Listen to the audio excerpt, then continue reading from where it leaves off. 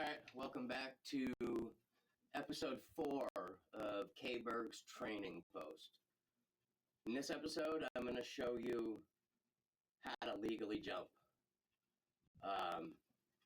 And what's not legal and should never be done on any table. So scoop jumps is when you take your cue and you go under the cue ball to make it jump up.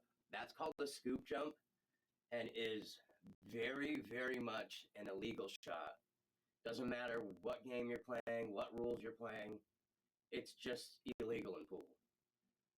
The correct way to do a jump shot is to line up your jump and you're pressing down into the cue ball. So the force of you popping the cue ball down will make it come and jump up. So the key to a jump is a 60% angle. So if you can get a 60% angle on the ball when you're jumping it, I hit the 12 going over at that time. Or 13, I should say. But that's how you legally jump. There's no other way. You can't jump any other way in pool.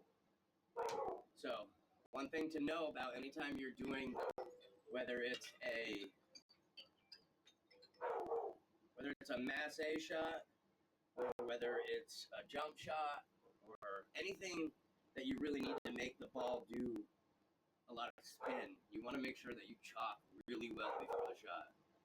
Now this shot's more like a pop. You like pop and get out of there. And you have to have that flow. I don't jump normal. I'm using a pincher grip, like a dart grip. Most people, when they do it, they jump at a 60. Like that. Like, I can't. See, I can't do it. So, but if you're going to get good at jumping, that's the best way to start to learn, is to do it the correct way, where you have your hand and your elbow out. I would need to put my extension on, but it's like that. I unfortunately can't do that and have to use a dart grip.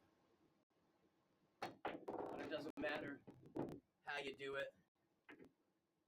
The thing is just, pressing down into the cue ball to make it jump.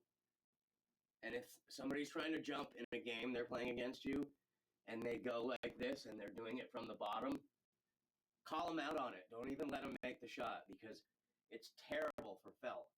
That's how when you go to a bar and you see like a little, almost like a 90-degree cut in the felt, that's what it's from. It's from people scoop jumping.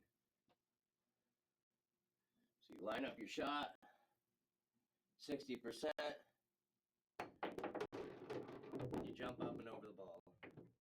Now, I'm not really good at it. I'm not super accurate, but what I can do is when I'm playing rotational games that you have to hit, the object ball that you're on, the number that you're on, to get out of it and make contact with that and catching a rail for it to be a legal shot, the jumping really, really gets you out of a lot of trouble to make contact. That way you're not giving up ball in hand after ball in hand. And then, as you know, if you're playing BCA rules, you can get fouled out, 3 fouls. So 3 times that you don't hit the ball that you're on, the person playing you just wins. Doesn't matter what went down. If you get fouled out 3 fouls in a row, you're toast. Yeah, so that's it on today's video on jumping. It's a great tool to have. And what I do recommend, if you want to learn how to jump, is buying a jumping cue. Because if you don't buy a jumping cue, more than likely, you won't learn how to jump. Unless you're Earl Strickland, who can jump a 9-foot table, full table with a Michi. Unless you're him, which you're not, buy a jump cue and just keep practicing until you finally figure it out, and then you'll have it in your arsenal. It takes a while, but the first step to jumping is purchasing a jump cue. I scratched on every jump that I've done, but anyways, that's how you do it. K-Berg out.